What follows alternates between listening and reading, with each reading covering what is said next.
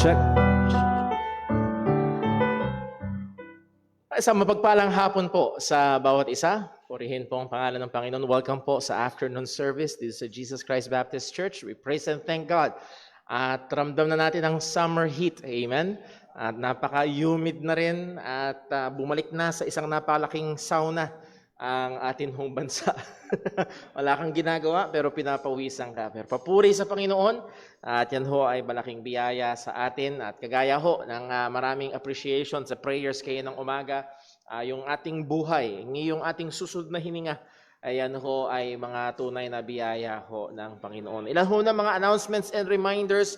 Again, ang atin hong afternoon service, as we have been doing now, will be the regular schedule na ho ng atin hong mga afternoon gawain, 2 p.m. And salamat ho sa Panginoon sa katagumpayan ng gawain ho kayo ng umaga ng atin hong Family Sunday. And we prepared for 100 people. And we had more than 100 people. Ano ho? Medyo na-delay ng kaunti yung pahabol na tanghalian. Pero nakakain naman ho lahat sa biyaya ho ng Panginoon. Ilan ho muna mga announcements din ho. Ang ating mga gawain, 6 p.m. ho ang ating time in the Word this week. And also ang ating prayer meeting, 6 p.m. din. And pag-pray ho natin yung gawain sa Sunday. Next Sunday will be first Sunday of March. We will have our Lord's table. And also, may fellowship yata ang mga young people next Sunday. May Joy Fellowship. And then March na, malapit na. 2 buwan na lang. Halos ay camp na. Less than 2 months, mga young people. Wiki-wiki. Ay dapat na ho kayong magmadali sa inyong mga fundraising. Mabilis na ho ang panahon. And speaking of fundraising, atin hong kapatid na si Brother Dave, papasalamat sa mga kapatiran na talagang nagtumulong. Again, yung iba ay anonymous, pero salamat sa Diyos sa mga nagtumulong ho. At Lord willing, ay kung kalooban ng Diyos by March, yun ho ang target, yun ang pinagpe-pray. Sabi nga ni Brother Dave sa akin kanina, kung pwede bukas, opera na. Pero hindi ho ganun kadali. So pag-pray ho natin siya. At meron ho tayong pagkakataon na pwede ho kayong dumirekta. Nakita nyo yung mga posts sa social media. Pero pwede nyo gamitin yung ating green envelope. Ito yung ating project offering. Lahat ho ngayon ng lumalaman dito mula February hanggang sa mga sumusunod na buwan ay pupunta ho sa ating kapatid bilang tulong ho natin. And then ang ating white envelope, ito ang ating missions giving. Meron tayong 3 sinusuportahan ng mga kamanggagawa. Ang ating brown envelope para ho sa ating general offering, mga panggastos ho sa church. And then also, meron tayong mga bagong booklets ho dun sa likod. Ito ho ay mga libreng booklets na pwede niyong kunin, iuwi. At hindi ito pang display. Ang pinakapangunahing goal ho nito ay mabasa at makatulong ho sa atin hong pananampalataya. And also, we started a new ministry dito sa church, ang ating church bookshelf ministry. So meron hong bookshelf doon sa likod. Yan ho ay hindi dahil hindi nakasya yung libro ko dito. Yan ho ay binili at nagtulong-tulong yung mga kapatiran para ho maging available ang mga books na magiging tulong sa pananampalataya. Pwedeng humiram, ilalag out nyo lang, title ng book, yung inyong pangalan, pirma, kailan hiniram, and then babasahin, ibabalik, and then ilalag in nyo lang ho yung petsa kung kailan bumalik yun hong libro. So muli ho, sa ngayon nakikita ko, isa pa lang yung humihiram. Ano ho, and again, nasa inyo ho, kung kayo ho ay, meron doon mga books na pangbabae, medyo mas nakaline siya sa those same biblical principles. Pero may mga books na pang babae, then meron din mga books na pang general things. So sana ho ay take time to browse at kung meron ho makakuha ng inyong pansin na maging tulong ho sa inyong pananampalataya, yan ho ay magiging blessing. So yun ho, ang ating mga announcements. Liban na lang kung meron akong nakakalimutan. We have announced May 1, Lord willing, ang atin hong church outing. So block that date sa inyong calendar at subukan nyo nang yun, kakatingin ko lang kanina. Thank you very much, Brother Patrick. Meron ho tayong sign-up sheet para ho sa mga ministries na atin hong pinag-usapan way back January. Meron mga multimedia ministry, merong ushering ministry. So kung kayo ho ay interesado ho dyan, please sign up. At kung meron kayong mga katanungan, pwede kayong lumapit sa akin, kay Brother Daryl, kay Brother Patrick, para ho sa mga questions or pagliliwanag patungkol sa mga ministries po na yaan. So muli, ang hamon ho natin bilang mga bahagi ng iglesia, bahagi ng katawan na ito ng ating Panginoong Hesukristo, ay nawa tayo bawat isa ay gamitin natin o ipaglingkod natin yung mga kakayahan na ibinigay ng Panginoon. So that covers our announcements and reminders. At patuloy nating ipanalangin ang ating gawain ngayong hapon na ito. At sa ating pagsisimula sa pagsamba, muli, tayo ho'y dadako sa isang sandali ng personal at tahimik na pananalangin. Hingin natin ang tulong, gabay at pagsiyasat ng Panginoon sa atin. Let us pray.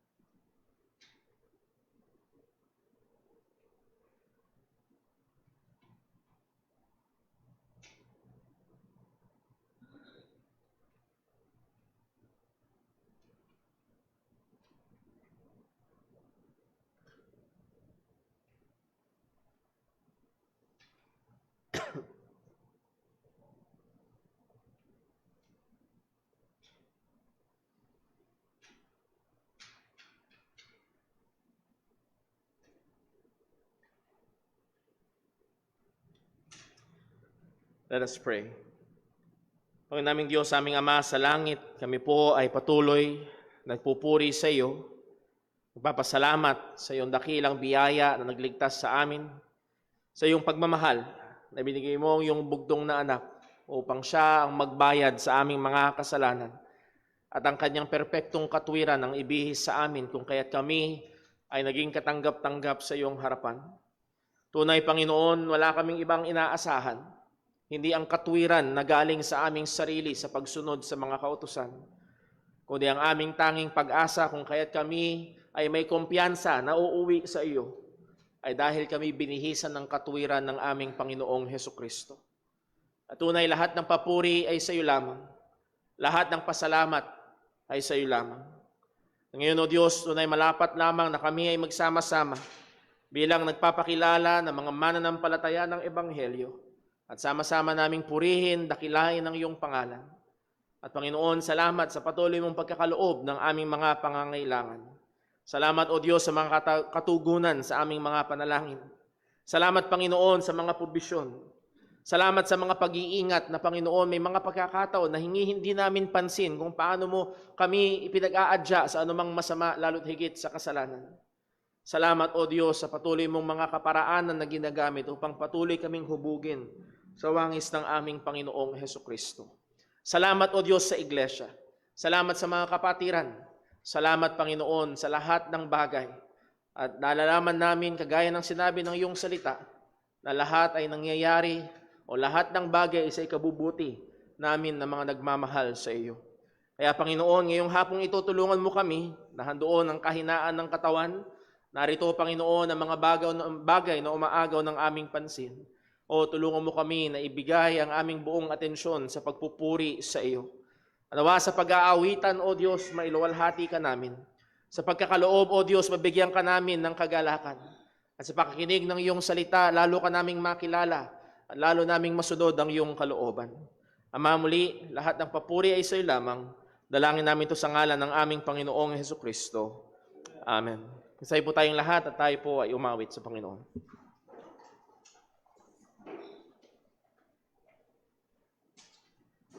Tayo po umawit. Awitin po natin, All Glory Be to Christ.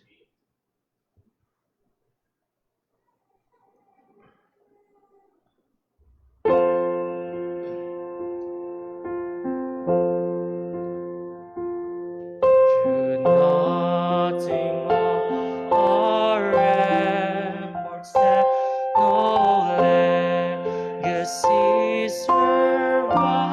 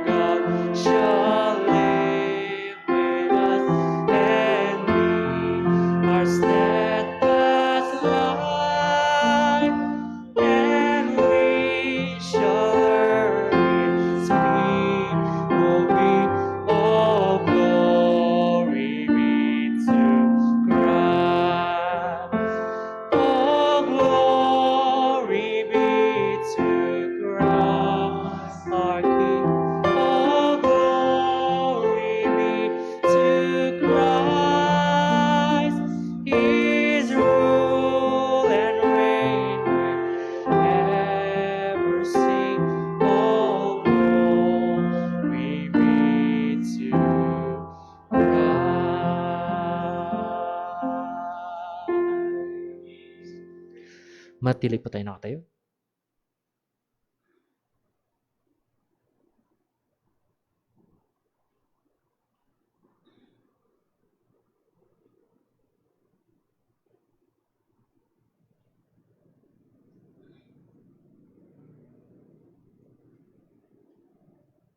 Para po sa ating pagbasa ng salita ng Diyos, atin pong basahin mula sa aklat ng mga taga-Filipos, Kapitulo 2, talata 25 hanggang 30. Sabay-sabay po nating basahin. Ready? Read. Ngunit iniisip kong kailangan pa rin sugo sa inyo si Epaprodito na aking kapatid, kamanggagawa at kapwa-kawal, ang inyong sugo at lingkod para sa aking pangangailangan. Yamang siya'y nananabik sa inyong lahat at siya'y namanglaw sapagkat inyong nabalitaan na siya'y nagkasakit. Totoo ngang nagkasakit siya na malapit ng mamatay, ngunit kinahabagan siya ng Diyos at hindi lamang siya, kundi pati ako, upang ako'y magkaroon ng patong-patong na kalungkutan. Kaya't higit akong masigasig na suguin siya upang pagkakitang muli ninyo sa Kanya, kayo'y magalak at mabawasan ang aking kalungkutan. Kaya tanggapin ninyo siya sa Panginoon ng buong galak at ang gayong mga tao ay parangalan ninyo. Sapagkat dahil sa pagpapagal kay Kristo ay nabingit siya sa kamatayan na isinusuong sa panganib ang kanyang buhay upang punan ang kakulangan sa inyong paglilingkod sa akin. Tayo po'y manalangin. O Diyos naming dakila, aming Ama na makapangyarihan sa lahat. Salamat po, O Diyos, sa iyong mga salita.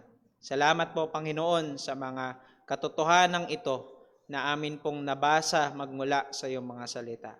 Na sa lahat kami po'y lubos na nagpapasalamat sa iyo, Panginoon, na tinipon mo po kami ngayong oras na ito sa iyong bahay-sambahan upang sambahin ka, purihin ka, Panginoon, at dakilain ang iyong pangalan.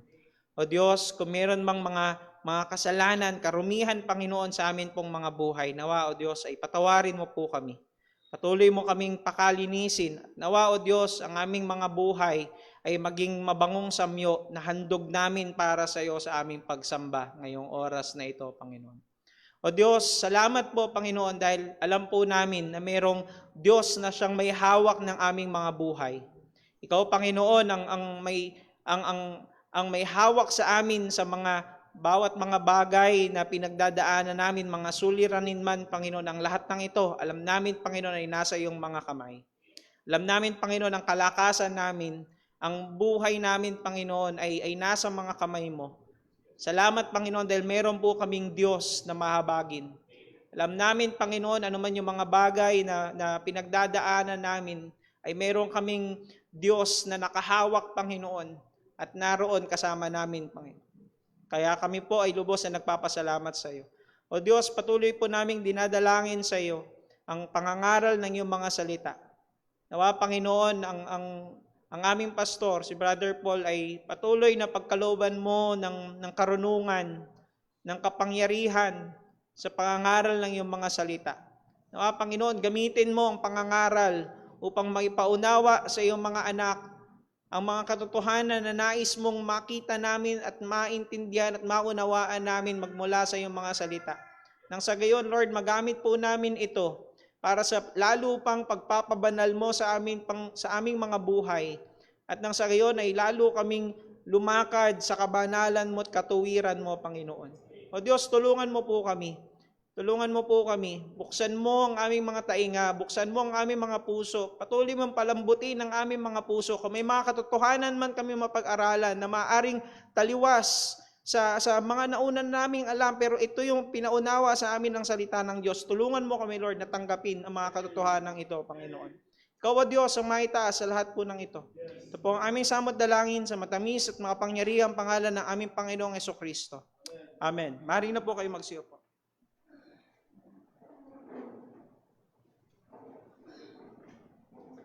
Tayo pa rin tumawid sa Panginoon. Awitin po natin The Church's One Foundation.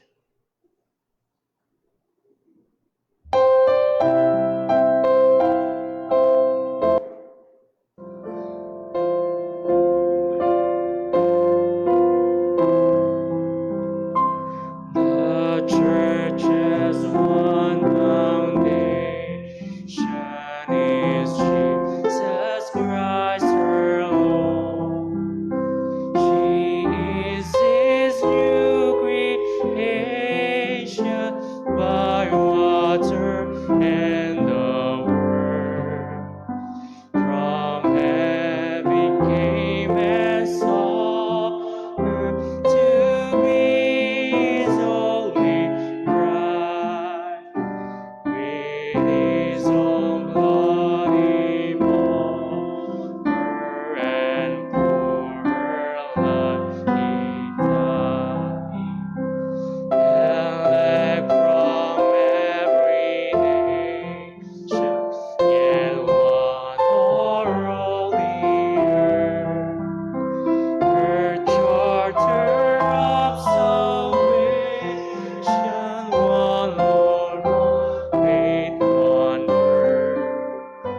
One holy name she blesses, partakes one holy food, and to one hope she presses, with every grace into.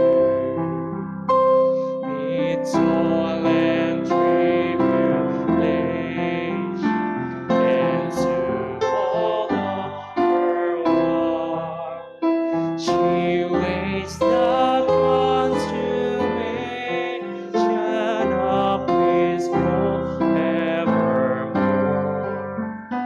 Till with the vision glory, her longing are blessed, and the great church victor shall be the church at home.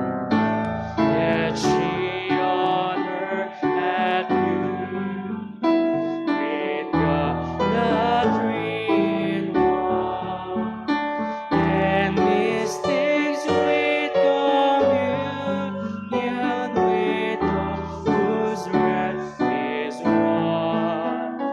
Oh, happy ones and holy, forgive us grace that we, like them, the meek and lowly, on earth may dwell with Thee.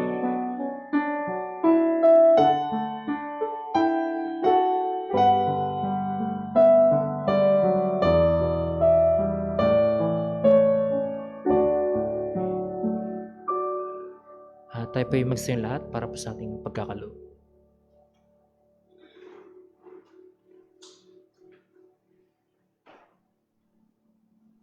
Magandang hapon mga kapatid, purihin ang ating Panginoon. Para po sa pagbasa ng ating mga basehan sa pagkakaloob, atin pong basahin ng 2 Corinthians chapter 9, verse 6 hanggang 8. Ready, read. But this I say, he which soweth sparingly shall reap also sparingly, and he which soweth bountifully shall reap also bountifully. Every man according as he purposeth in his heart, so let him give, not grudgingly or of necessity, for God loveth a cheerful giver. And God is able to make all grace abound toward you, that ye, always having all sufficiency in all things, may abound to every good work. Pagpalain po ng Diyos ang pagkabasa ng kanyang mga salita. Tayo po ay manalangin. O aming Ama sa langit, aming Diyos na makapangyarihan, dakila at kapuri-puri sa lahat. Kami po, O Diyos, ay nagsasamba sa iyo. Patuloy na nagpupuri sa iyong dakilang pangalan, Panginoon. Na sa iyong biyaya at pag-ibig, Panginoon, binigay mo ang aming ang iyong bugtong na anak, ang aming Panginoong Hesukristo. Na siyang naging daan namin upang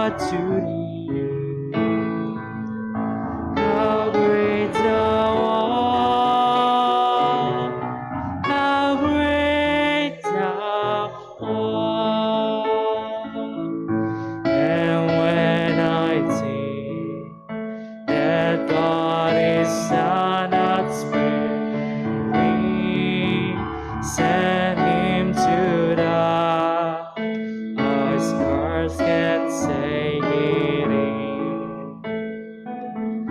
That on the cross my burden gladly bearing, he bled and died to take away my sin. Then sings my soul, my Savior God to thee. How great thou art, how great thou art. Then sings my soul, my Savior God to thee. How great thou art, how great thou art. When Christ shall come, reach out of acclamation and take me home, what joy shall fill my heart. Then I shall bow in humble adoration and here proclaim, my God, how great thou art. Then sings my soul, my Savior God to thee.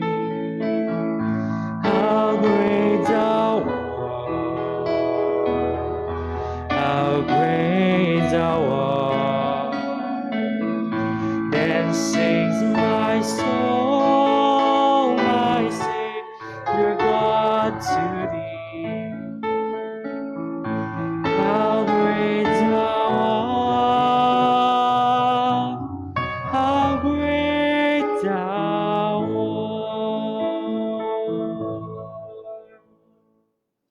Magsipan po ang lahat.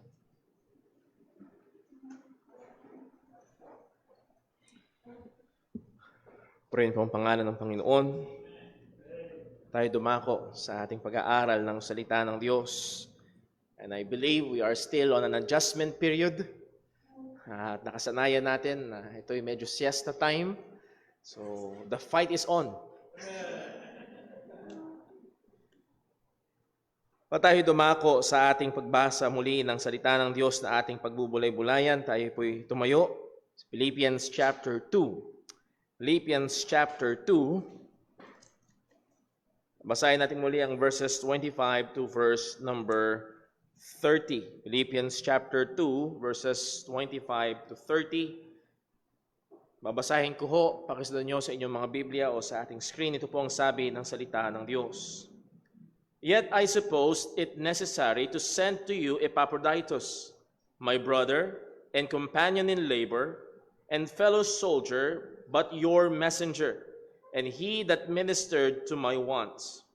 For he longed after you all, and was full of heaviness, because that ye had heard that he had been sick. For indeed he was sick nigh unto death, but God had mercy on him, and not on him only, but on me also, lest I should have sorrow upon sorrow. I sent him therefore the more carefully, that when ye shall see him again, ye may rejoice, and that I may be the less sorrowful. Receive him therefore in the Lord with all gladness, and hold such in reputation. Because of the work of Christ he was nigh unto death, not regarding his life, to supply your lack of service toward me. Pagpalain po ng Diyos ang pagkabasa ng kanyang mga salita, tayo po ay manalangin. Pangunaming Diyos, aming Ama, sa langit tunay, napakadakila mo. Mula sa mga nilikha mo hanggang sa katotohanan na binigay mo ang iyong bugtong na anak.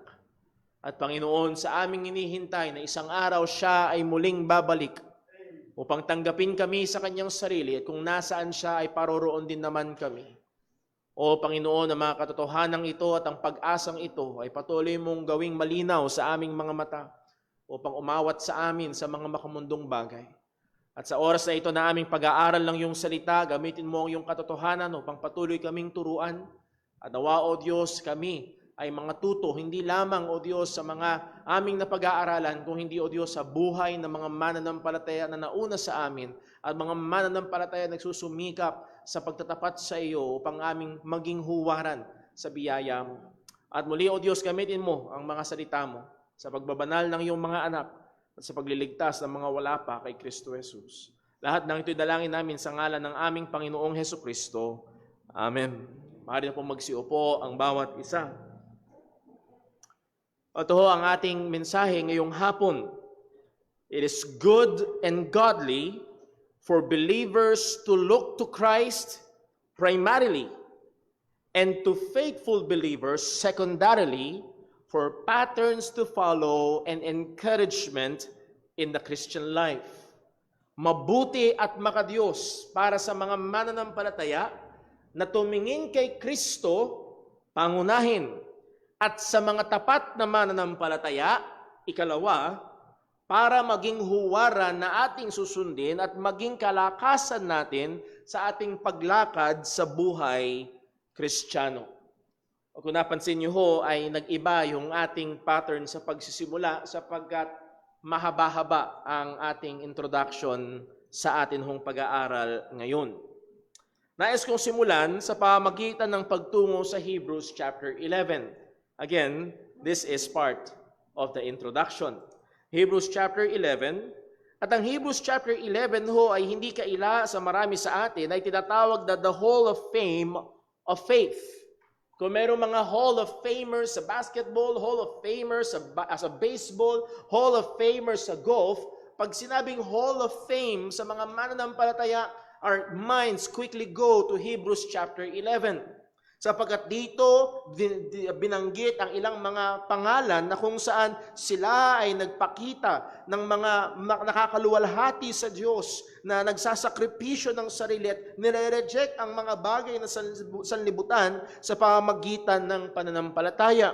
Mula kay Abel, andun din si Enoch, handyan din si Abraham, and also si Moses. At merong medyo kakaiba na maaaring hindi natin napapansin out of this list, out of seemingly nowhere. Sa verse number 31, tignan lang ho natin, merong kakaiba. Kakaiba dahil kakaunti lamang ang pangalan ng babae na naririto at kakaiba sapagkat hindi natin naaasahan na ang babaeng kagaya nito ay malalagay sa tinatawag na Hall of Fame of Faith. Verse 31, Hebrews chapter 11, anong sabi? By faith, what? The harlot Rahab, isang prostitute, nasa Hall of Fame of Faith. The harlot Rahab perished not with them that believed not when she had received the spies with peace. So makikita ho natin dito na talagang ang Panginoon, yes, maaaring iba't ibang background. Oo, pero naroon ang kanyang paningin sa mga tao na tunay na sumasampalataya sa kanya. But wait, there is more. Pagdating sa verse number 32, makikita ho natin ang sabi ng writer ng Hebrews, and what shall I say more? Ano pa ba ang sasabihin ko? Kung tinuloy niya sana ito, baka hanggang chapter 20 ang book of Hebrews. Ang sabi niya, what shall I say more? For the time would fail me to tell of Gideon, of Barak, and Samson, and of Jephthah. These are the judges or the characters in the book of Judges. Of David also, and Samuel, and of the prophets. So naging summary na lamang at binanggit na lamang ang mga pangalan. So makikita ho natin that this Hebrews chapter 11 is a list of people of great faith. Pero hindi to exhaustive list. Hindi porket wala diyan wala diyan wala diyan yung ibang mga kilala ko sa Bible. Paano 'yun? Wala diyan si Daniel, kasama na siya doon sa all the prophets. Pero nevertheless, ito ay pumapatungkol sa mga karakter sa Biblia na nahandoon ng pananampalataya sa Panginoon. Verse 33, who through faith, subdued kingdoms, wrought righteousness, obtained promises, stopped the mouths of lions. Si Daniel yun. Quenched the violence of fire. Yung tatlong kaibigan niya. Escape the edge of the sword. Higit sa malamang ito ay maaaring sa time ni Esther na talagang lilipulin ang buong bayang Israel. And again, nakita natin kung paano ang providensya ng Panginoon ay kumilos sa panahon na yun. Out of weakness were made strong, waxed violent in fight, turned to flight the armies of the aliens. Pambihira, may mga Martians na nun. Aliens, ibig sabihin ay mga strangers, not Israelites, mga hindi Israel, mga Gentiles. Yun ang isa sa tawag sa kanila. Alien. Joke lang po yun. Again, maging sa description na ito ay mga karakter sa lumang tipan madalas na siyang naging larawan ng pananampalataya. Verse 35. Women received their dead raised to life again. Baka ito yung babae na pinuntahan ni Elijah na nabuhay muli yung kanyang anak. Ano pa? So again, we are often challenged by the display ng biyaya ng Diyos sa pamamagitan ng mga mananampalataya doon sa lumang tipan.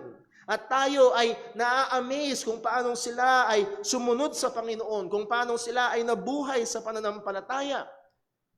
Well, isang question ay, tumigil ba ang Panginoon sa lumang tipan?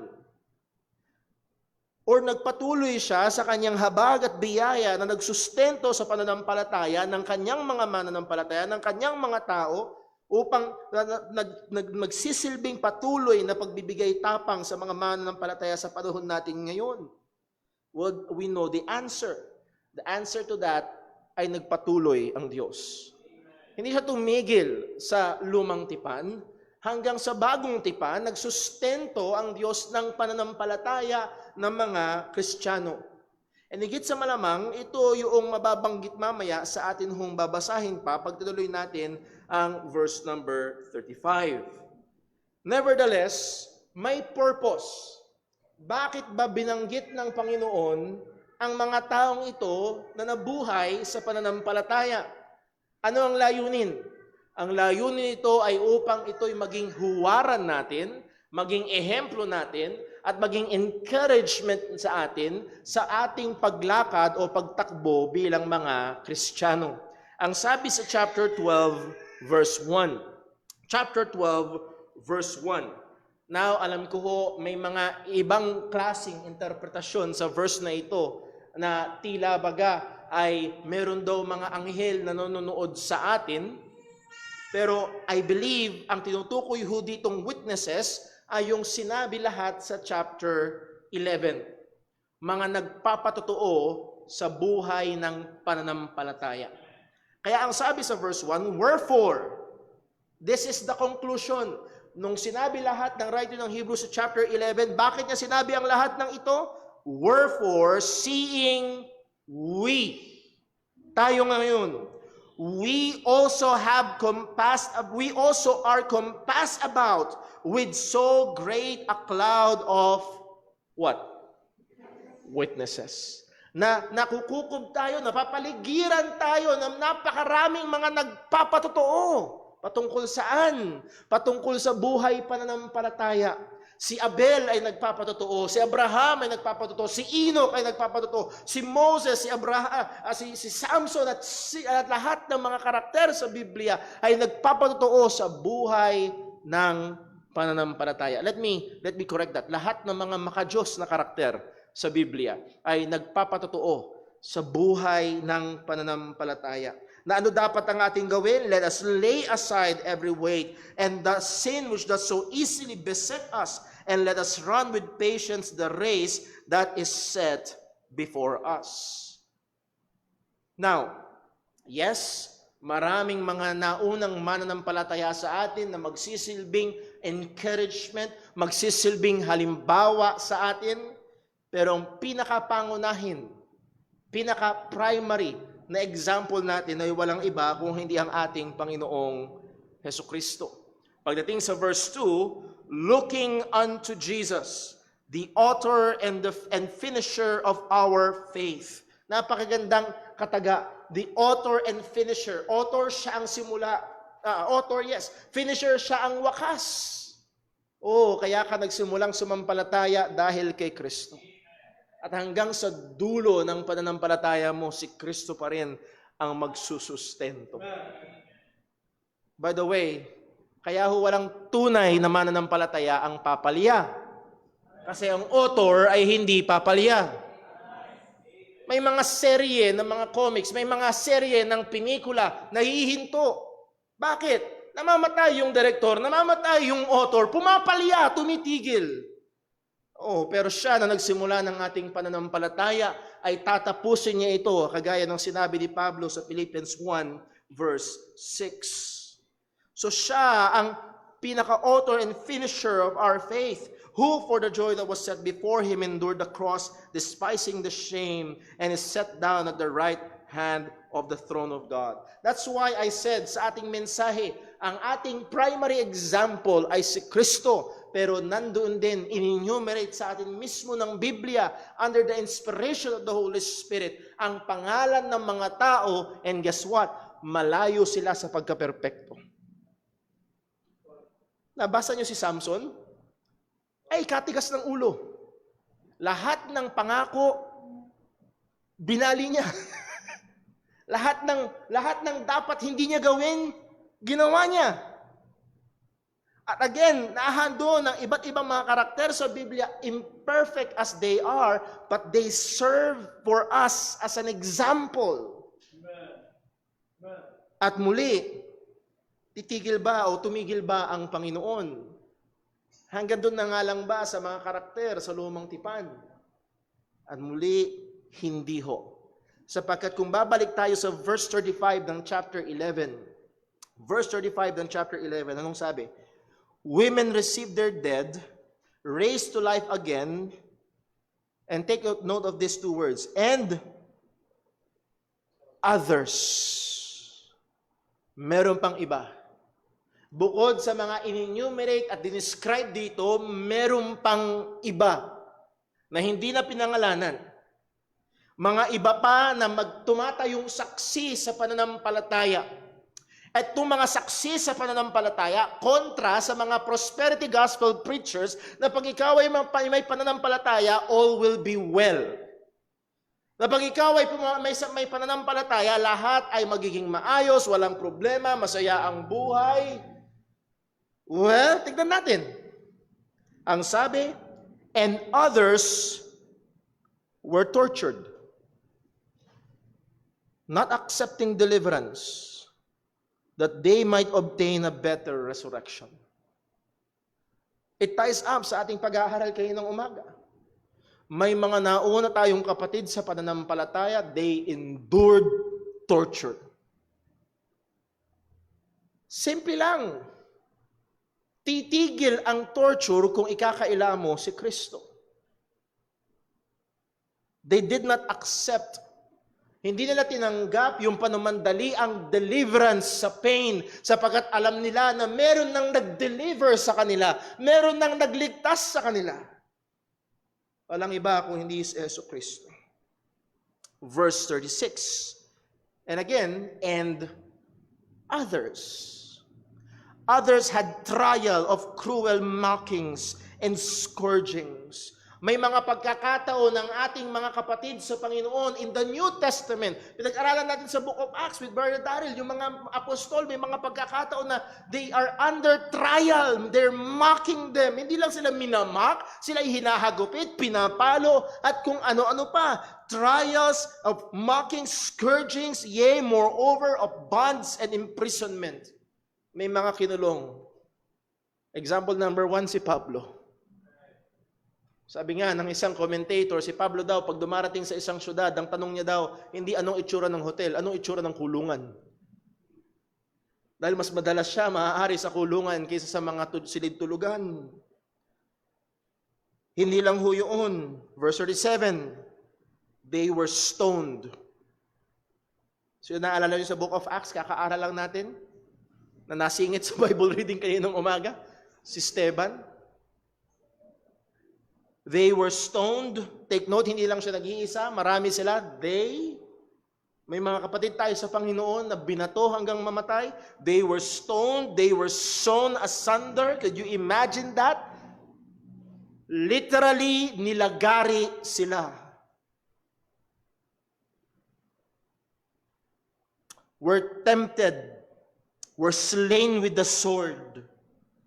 They wandered about in sheepskin and goatskin. Sila ay nagpalipat-lipat. Bakit? Tumatakas sila sa pag-uusig. Being destitute, afflicted, tormented. Ito ay mga kapatid natin sa pananampalataya. Hindi natin alam ang kanilang pangalan. Pero naroroon ang kanilang halimbawa na nagbibigay patotoo. Okay lang. Dahil sa pananampalataya, imak ka, okay lang. Dahil sa pananampalataya, mawala ang mga bagay-bagay, okay lang. Dahil sa pananampalataya, kailangan mong lumipat ng tahanan, okay lang. Takbo. Tuloy lang. Ito ang patotoo ng mga naunang Kristiyano sa atin. At ang sabi sa verse 38, of whom the world was not worthy, they wandered in deserts and in mountains and in dens and caves of the earth. So muli, beyond the named characters sa Hebrews chapter 11 na mga nagpapatotoo sa atin, they are standing witness na by faith, nagpapatotoo sila. Narito ang mga karakter sa Biblia na hindi natin kilala. Sino itong others na ito? And let me present two. One, many brethren in the New Testament. Maraming mga others. Nabanggitan natin si Stephen. Nabanggitan natin ng mga apostol sa Bagong Tipan.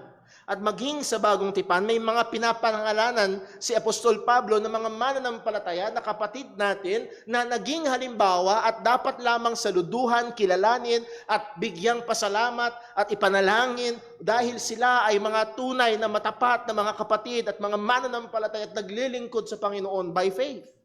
Halimbawa na lang ay sa Colossians chapter 4. Colossians chapter 4 verse 7. Ano ang sabi? All my state shall Tychicus declare unto you, who is a beloved brother and a faithful minister and fellow servant in the Lord. Verse 9, with Onesimus. Siguro magaling gumawa ito ng barong o kaya ng Amerikana. With Onesimus, a faithful and beloved brother who is one of you. They shall make known unto you all things which are done here. Verse 10, Aristarchus, my fellow prisoner.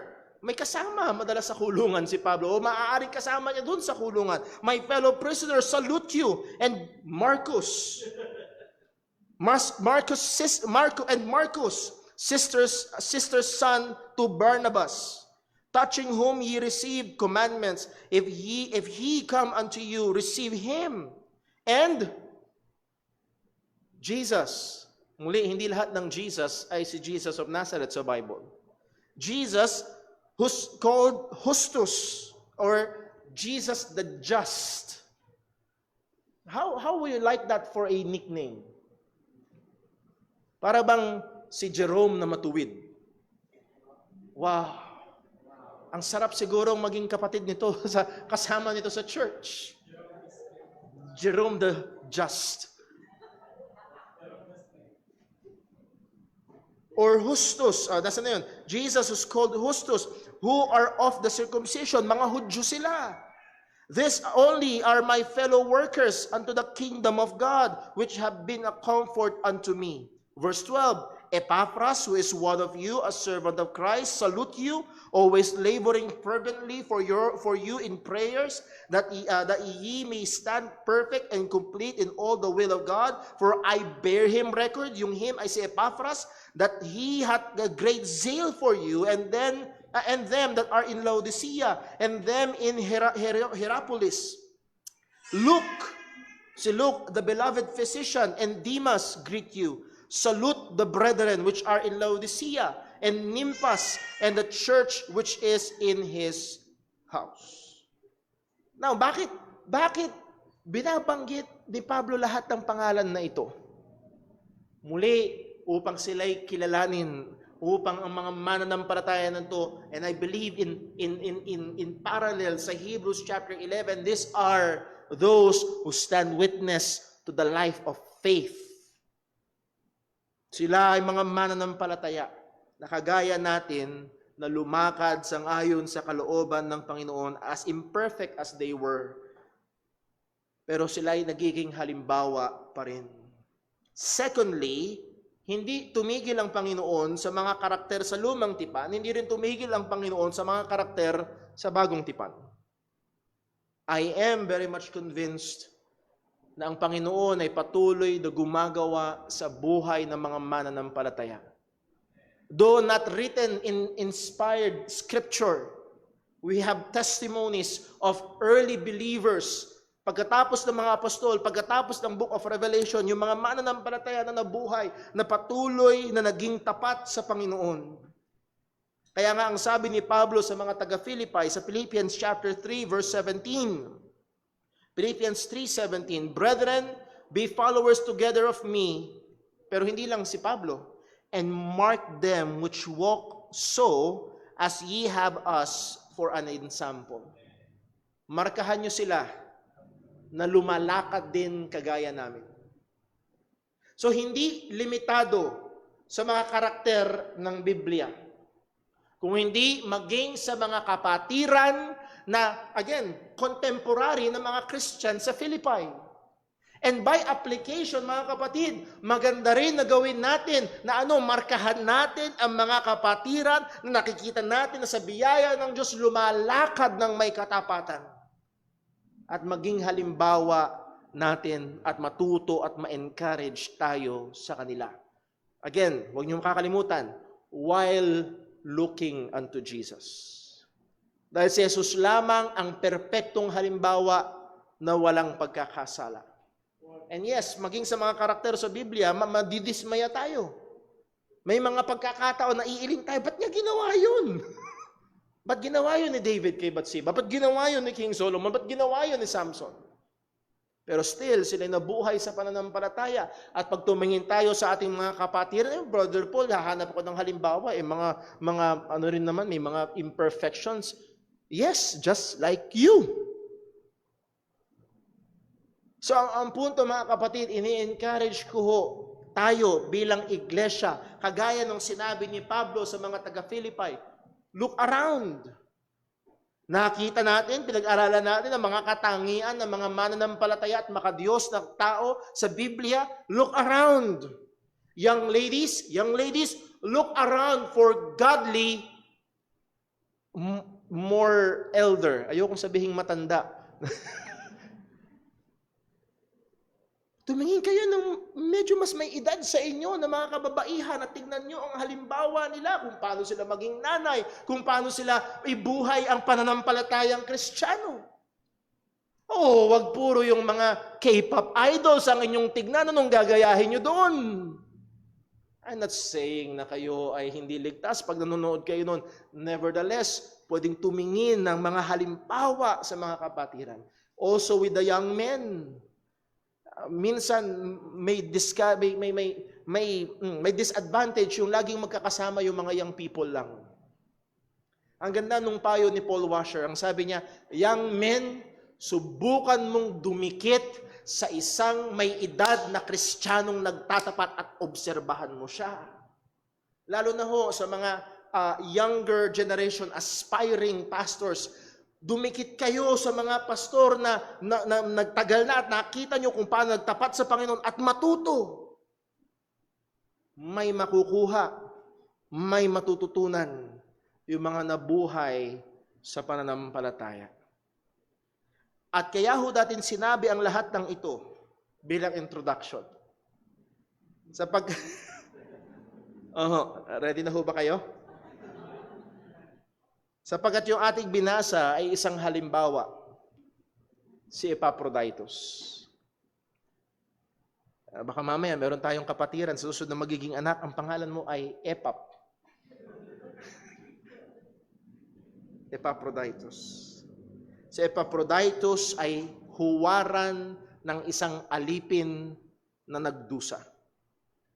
So tingnan ho natin, number 1, Epaphroditus is a faithful servant. Balik tayo sa Philippians chapter 2. Philippians chapter 2. Philippians chapter 2, verse number 25. Ano po ang sabi? Yet I suppose it necessary to send to you Epaphroditus, my brother and companion in labor, and fellow soldier, but your messenger, and he that ministered to my wants. So narito ang sabi ni Pablo, tingin ko, kailangan kong ipsugo sa inyo si Epaphroditus. Bakit daw ho? Dahil mas pinipili ni Pablo na isugo muna si Epaphroditus bago ipadala sa kanila si Timothy. There is a tone of urgency. At mamaya makikita natin kung bakit. Pero narito, merong 5 pagdidescribe si Pablo katungkol kay Epaphroditus. Una, dinescribe ni Pablo si Epaphroditus as my brother. My brother. Ito ay madalas na designation na ginagamit ni Pablo patungkol sa mga kapatid sa pananampalataya. Hindi ito biological brother, kung hindi isang kapatid sa pananampalataya. Ang kanyang pangalan, Epaphroditus, suggests that ang kanyang background ay pagan. Ang pinaka-root ng kanyang pangalan ay nakakabit sa goddess kay goddess Epaphrodite. Ano ito? Si goddess Aphrodite, Aphrodite. Epaphroditus, ang ibig sabihin ng kanyang pangalan is one who is favored by Aphrodite. Pinapaboran ni Aphrodite. So higit sa malamang, ang kanyang mga magulang ay mga sumasamba sa Diyos-Diyosan na pagano na ito na si Aphrodite, at siya ay sobrang relihiyoso nila na ipinangalan pa sa Diyos-Diyosan. Ikinabit pa sa pangalan ng kanilang anak itong si Epaphroditus. Pero sa biyaya ng Diyos, niligtas ng Panginoon itong si Epaphroditus. O mga kapatid, nawa ito'y maging encouragement sa atin. Oh, Brother Paul, yung kamag-anak ko, sarado, kandado, sementado, asfaltado dun sa kanilang relihiyon. Parang walang tsansa. Oh, wag mong ikulong ang biyaya ng Diyos. Isang laging paalala sa akin pag nakakaisip ako ng ganon, si Brother Totoy. Nasaabay ko na sa inyo, nung una kong inimbitahan si Brother Totoy, paglabas ko ng bahay nila, ako mismo sa isip ko, sabi ko, hindi yun pupunta. Inimbitahan ko yun, ha? Tapos paglabas ko ng bahay nila, nasa isip ko, hindi yun pupunta. Pumunta! And then bumalik. Tapos dumating yung 100th anibersaryo ng INC. Sabi, tinignan ko, absent ba to o pupunta sa... 100th anibersaryo ng INC, nandito. Tapos isa sa mga deacon ng church. Pwedeng magligtas ang Panginoon. So patuloy nating ipanalangin at ilapit sa Panginoon ang ating mga mahal sa buhay na maaaring humanly speaking, tingin natin ay hindi nauubra. Paano pa describe ni Pablo si Epaphroditus? Companion in labor. Hindi siya umiiwas sa gawain, hindi siya umiiwas sa kahirapan pagdating sa paglilingkod sa Panginoon. He is a companion in labor. Siya ay naroon at naglilingkod kasama ni Pablo at ganun din sa mga pangangailangan ni Pablo. Siya ay dedikado sa pangangaral ng Ebanghelyo at maaaring isa pa doon sa mga na sinabi ni Pablo na dahil sa kanyang kapagkakulong, yung ibang mga kapatiran ay lalong uminit sa pangangaral ng Ebanghelyo. It might be that Epaphroditus is one of them. Paano pa nilarawan ni Apostol Pablo si Epaphroditus? he is a fellow soldier. Hindi ko makalimutan yung pa-joke na sinabi ni R.C. Sproul using the analogy of war. Pag daw nagbarilan na, halimbawa parang gera, parang theological war, sabihin natin. Pag daw nagbarilan niya, ang gusto niya daw nakasama niya sa foxhole niya ay si John MacArthur. Hindi umiiwas. Kahit skandalo, yung tatalakayin, tuloy pa rin. Nevertheless, fellow soldier, tapat sa pakikipaglaban. I-evoke ni Apostol Pablo ang imahe ng isang mandirigma na kung saan, o sundalo na kung saan tapat na ipinapakipaglaban ang ebanghelyo ng ating Panginoong Kristo. At kung may mga pagkakataon na si Apostol Pablo ay tila baga nakikipaglaban, nakikipagbarilan, pagtingin niya sa kanyang kaliwa, umalis na yung iba. Pagtingin niya sa kanyang kanan, Epaphroditus, sige lang, tuloy ang laban. He is a fellow soldier na nahandoon at kasama ni Apostol Pablo. And with connection to the church at Philippi, Epaphroditus is an apostolos, a messenger, but your messenger. Siya ay apostolos or mensahero ng church at Philippi na isinugo kay Apostol Pablo, at higit sa malamang siya ang nag-declare kay Pablo ng kalalagayan ng mga taga-Philippi. Na kung saan sinabi niya, ito ang nangyayari sa Philippi, merong division because of pride, may mga nagtatalo-talo sa mga mananampalataya, pero mahal na mahal ka at concern na concern sila sa gospel. So he is a faithful messenger. Break lang tayo sa dito, puntahan lang natin sa Proverbs 25 verse 13. Proverbs 25 verse 13, ang punto ho dito, si Epaphroditus ay isang matapat na mensahero. Hindi niya sinabi lang yung mga goods, sinabi din niya yung mga bads. Sinabi niya, Apostol Pablo, very good yung mga taga-Philippi. Ito pa nga, pinadala nila, suporta sa iyo. Very good yung mga taga-Philippi, talagang concerned sila sa ebanghelyo. Very good yung mga taga-Philippi, pero may problema rin yung mga taga-Philippi. Medyo nagkakanya-kanya sila. Nagkakawatak-watak sila. Mas inuuna nila yung sarili nila kaysa dun sa iba. Kaya ganoon na lamang ang takbo ng letter of Philippi. So he is a faithful messenger. At ang sabi sa Proverbs 25 verse 13, as a cold of snow in the time of harvest, so is a faithful messenger to them that send him. For he refresheth the souls of his masters. Nakuha niyo yung analogy? Yun daw lamig ng niyebe sa panahon ng tag-anis, sa panahon ng napakainit. Ma-appreciate mo yung lamig ng simoy ng hangin. At gayon din daw ang isang tapat na mensahero na sa nagsugo sa kanya, nagre-refresh. Hindi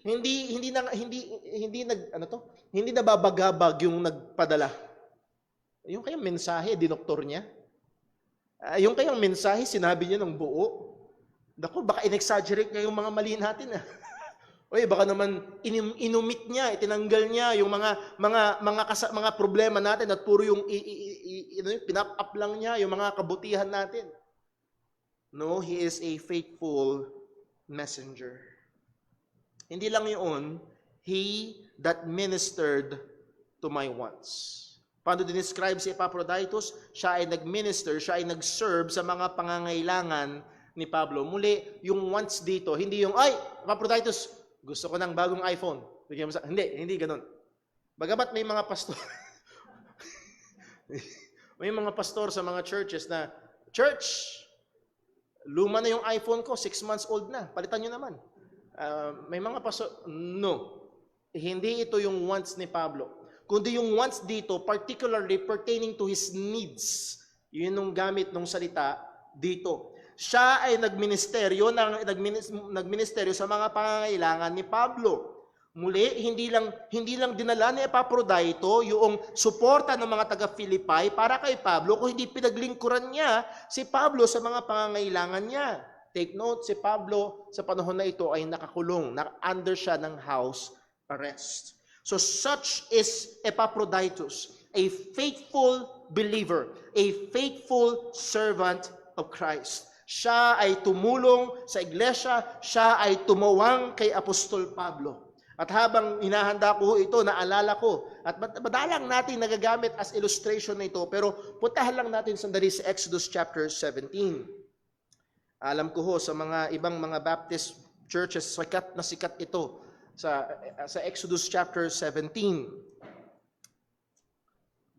Pag binasa ho natin, siguro maaalala ho nung iba. Exodus chapter 17, verse 11. Narito ang dalawang karakter, si Aaron at si Hur.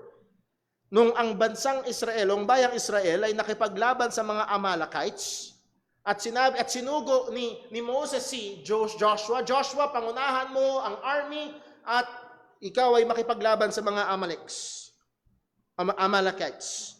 At ang sabi sa verse 11, Exodus 17, and it came to pass when Moses held up his hand that Israel prevailed.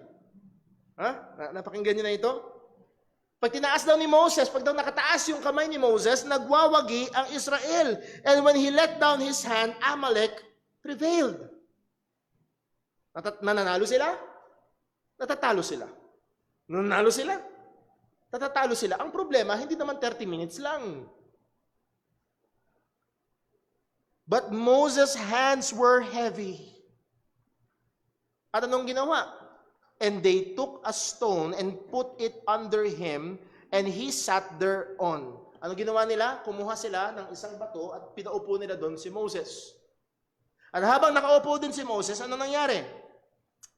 Thereon, and Aaron and Hur stayed up his hand. Si Aaron sa isang lugar, sa isang side, di ko alam kung kaliwa o kanan, o si Hur sa kabilang side, and hinawakan nila ang kamay ni Moses. The one on the one side and the other on the other side, and his hands were steady until the going down of the sun. And Joshua discomfited Amalek and his people with the edge of the sword. Ang madalas nating naririnig sa mga pangangaral, ikaw ba'y magiging Aaron at magiging Hur? Nasusuporta sa iyong pastor?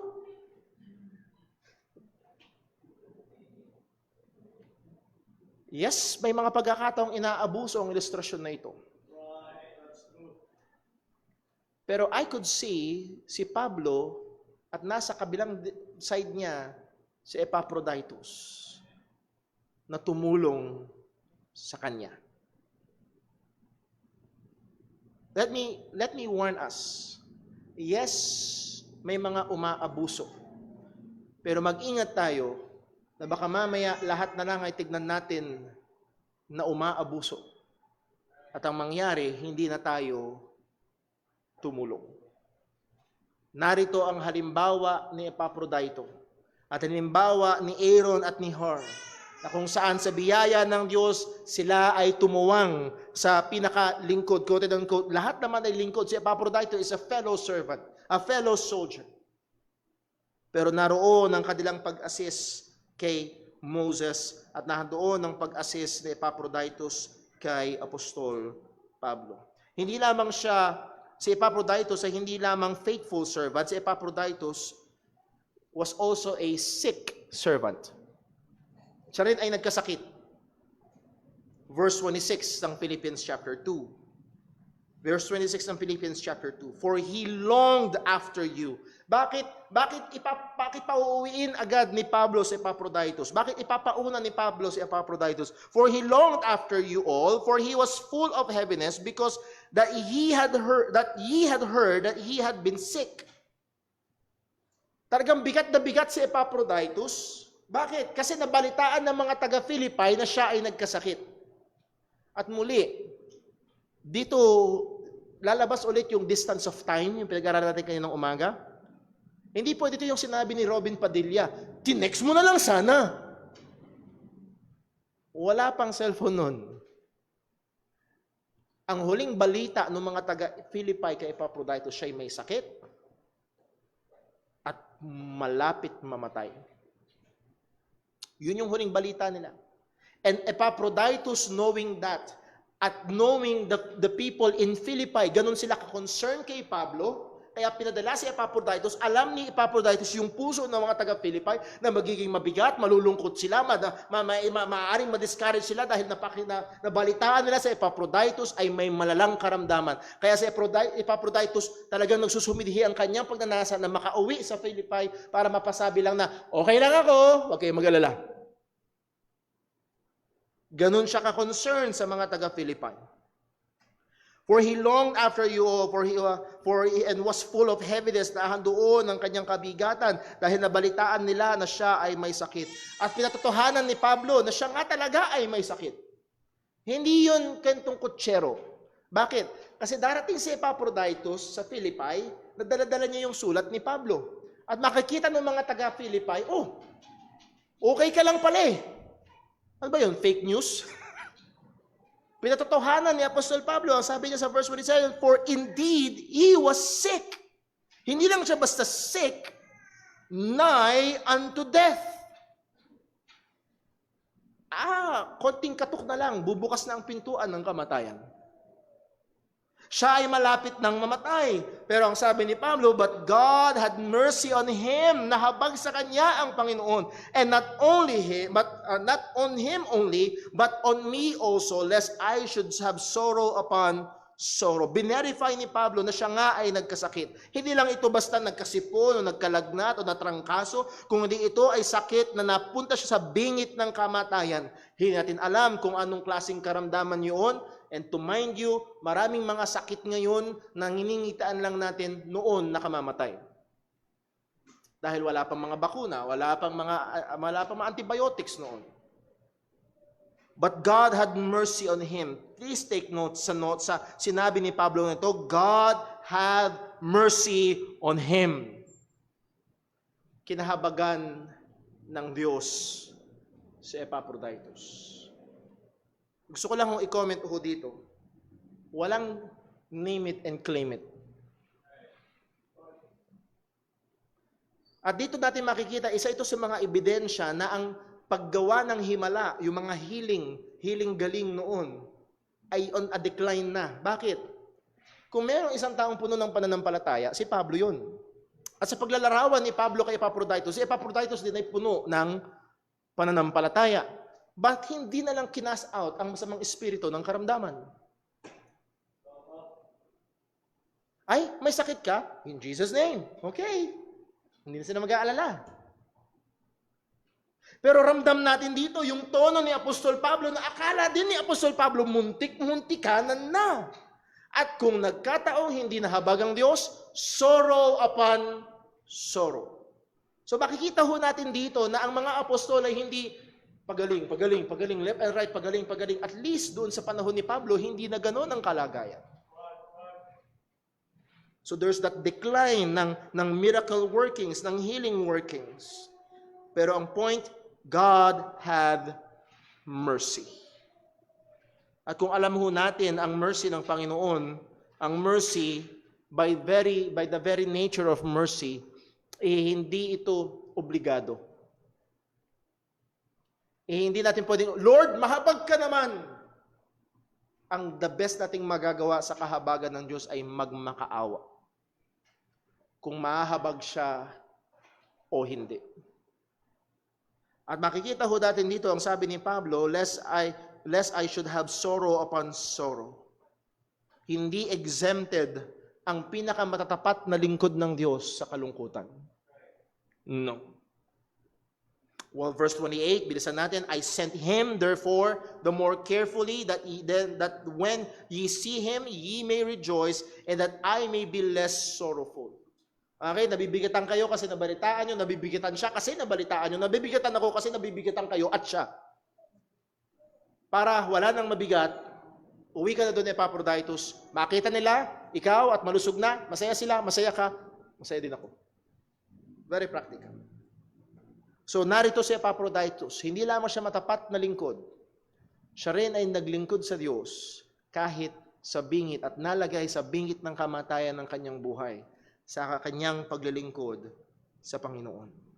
And lastly, dito tayo matatapos, Epaphroditus Hindi lamang siya faithful servant, hindi lamang siya a sick servant, kundi siya rin ay isang commendable servant. Commendable servant. Verse 29 ang sabi, receive him therefore in the Lord with all gladness and hold such in reputation, because for the work of Christ he was nigh unto death, not regarding his life to supply your lack of service toward me.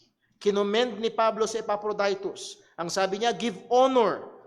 I-honor nyo si Epaphroditus. Bakit? Ang sabi ng Biblia, honor to whom honor is due. And Epaphroditus was worthy of that recognition. Hindi ito dinedemand ni Epaphroditus. Hindi nire-request ni Epaphroditus na, Apostol Pablo, i-display mo naman sa screen yung pangalan ko. Kundi si Pablo mismo ang nagsaysay sa mga taga-Philippi na itong kapatid nating ito ay isang tapat na manggagawa. Anong sabi niya? Hold such in reputation. Bigyan nyo ng parangal ang tao ito. Hindi yung i-hold such na para siyang Diyos na yuyukod kayong lahat sa kanilang harapan. Kundi siya ay isang halimbawa ng isang Kristiyanong matapat na maganda at dapat tularan. Ang sabi sa Hebrews chapter 6 verse 10, ang Diyos ay hindi nakakalimot. For God is not unrighteous to forget your work and labor of love, which ye have showed towards his name, in that ye have ministered to the saints and do minister. Hindi nakakalimot ang Diyos. Maaaring makalimutan ng pastor, maaaring makalimutan nung mismong tinulungan mo. Pero ang Diyos na tapat ay hindi nakakalimot sa ginagawa mo para sa kapatiran. Maaaring walang makaalam, maaaring walang pumalakpak, pero kita at hindi nakakalimutan ng Diyos at siya ang gagantimpala sang-ayon sa kanyang kapanahunan at kaparaan. Why? Dahil ang Diyos natin ay tapat. Dahil ang Diyos natin ay tapat. At dito, muli, hindi ni-request na Epaphroditus na ipromote siya ni Pablo, kundi si Pablo ang nagkusa. Ang sabi sa Proverbs 27 verse 2. Proverbs 27 verse 2, anong sabi? Let another man praise thee and not thine own mouth. A stranger and not thine own lips. Hayaan mo yung iba ang magpuri sa iyo. At huwag mong itaas ang iyong sarili. Hindi busy si Epaphroditus na faithful ako. Busy si Epaphroditus na maglingkod. At willing siyang maglingkod sa kapwa niya lingkod. Verse 30. For the work of the Lord, for the work of Christ, he was nigh unto death. But not regarding his life, to supply your lack of service toward me. Dahil sa gawain ni Kristo, dahil sa paglilingkod kay Kristo. At isang kamanghamanghang bagay, minsan nakakapanood ako ng mga video ng mga tao na willing i-risk ang buhay nila sa mga walang kakwenta-kwentang bagay. Maglalagay ako ng tali mula sa building A patungo sa building B. Panoorin niyo kung tumawid sa tali na ito. Patay. Umihip ang hangin, sumayaw yung tali, patay. Willing silang i-risk. Willing silang magpataob-taob ng bike nila. Willing silang i-risk na manigas sila sa lamig at doon na lang sila malibing sa yebe sa pag-akyat sa tuktok ng bundok. Willing silang i-risk. Pero minsan tayo mga Kristiyano, ay, risky alang-alang sa pangalan ni Kristo. Again, hindi ko sinasabing tumayo tayo sa gitna ng kalsada at magpatiwakal tayo, lagay natin sa alanganin ng ating mga sarili. Pero may mga pagkakataon. Kung tayo tatawagin ng Panginoon sa mga gawain, lalo na sa paghahayag ng Ebanghelyo na maaaring may ma-risk. Ito ay maayos lamang at tama. Ang sabi ng salita ng Panginoon, bakit niya ginawa ito? To supply your lack of service toward me. Minsan nagtuloy nito, parang napakaano yata ni Apostol Pablo. tinanggap niya yung paglilingkod ni Epaphroditus kasi may pagkukulang yung mga taga-Philippi. Now, kailangan nating liwanagin. Hindi ibig sabihin ni Apostol Pablo na ang church ay nag-withhold ng kanilang tulong.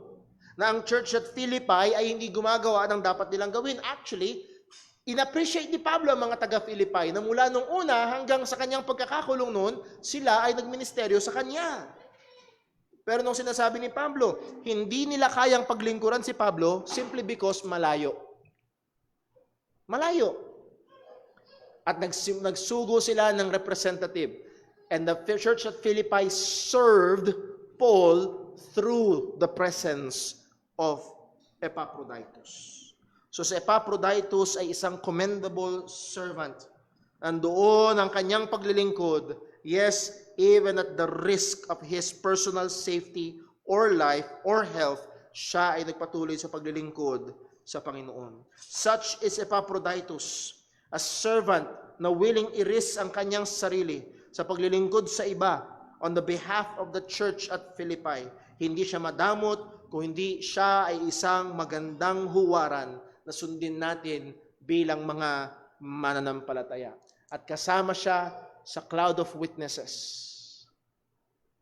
na maaring nagsasabi sa atin, maaring hindi ka pastor, maaring hindi ikaw ang tumatayo sa harap, pero pwede kang maging kasamang katuwang, kasamang sundalo, kasama sa ministeryo, kung saan ka man tinawag ng Panginoon, ay magtapat ka at maglingkod ka at hindi kinakalimutan ng Diyos ang paglilingkod mo sa Kanya. Isang halimbawa na magandang sundan at nawa ang mga susunod na henerasyon ng Kristiyano sa iglesyang ito ay mapagkwentuhan isang araw. Naalala mo si brother ganito? Ang gandang halimbawa ng ginawa niya. Naalala mo ba si sister ganito?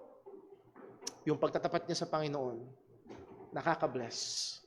Nawa, isang araw, tayo ay maging huwaran para sa mga susunod na henerasyon ng mananampalataya sa atin. Let's pray. Panginoon Diyos, aming Ama sa langit,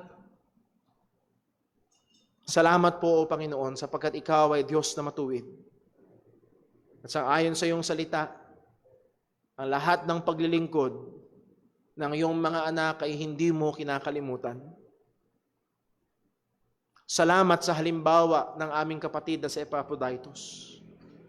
Andawa, tulungan mo kami, O Diyos, bilang mga kapwa mananampalataya, na maging tapat at kung kinakailangan maging willing na magsakripisyo para sa aming Panginoong Hesukristo. O Panginoon, tulungan mo kami. Madalas kami ay nakatingin sa aming sarili. Lord, madalas kami ay tinatangay ng agos ng sanlibutan at umaayon na lamang kung paano ang pamumuhay ng mga nasa sanlibutan. Madalas nahan doon ang mga pagkakataon na nakukontento na lang kami na medyo mas mabuti lang kami. Pero Diyos, narito ang mga halimbawa ng mga naunang mananampalataya. No, to the point na sila ay matorture. To the point na sila ay maputol. To the point na sila ay mamatay. Dahil sa pananampalataya. O tulungan mo kami, O Diyos. At ngayon din ay gamitin mo ang patotoo ng mga nauna naming kapatid kay Kristo na maging hamon at magbigay alab sa pananampalataya at pagmamahal at paglilingkod namin sa iyo. Salamat po sa halimbawa ng aming kapatid na si Epaphroditus. Salamat po sa katotohanan ng iyong mga salita. Ingatan mo kami, tulungan mo kami. Sa ngalan ni Jesus na pong aming dalangin. Amen. Stay po tayong lahat at awitin natin ang ating pangwakas na awit.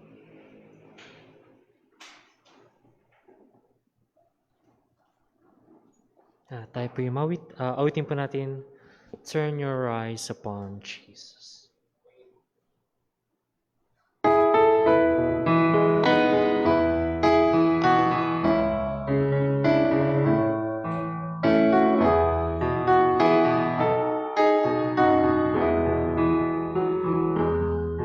Oh, soul, are you weary and troubled? No light in the darkness is light for all. Look at the Savior, and life more abundant and free. Turn your eyes upon Jesus. Look full in its wonderful face, and the things of earth will grow strangely dim in the light of His glory and grace. His word leads to a life everlasting. We pass and we follow Him. Over us see no more dominion, nor more the thirsty one. Turn your eyes upon Jesus. Look full in His wonderful face, and the things of earth will grow strangely dim in the light of His glory and grace.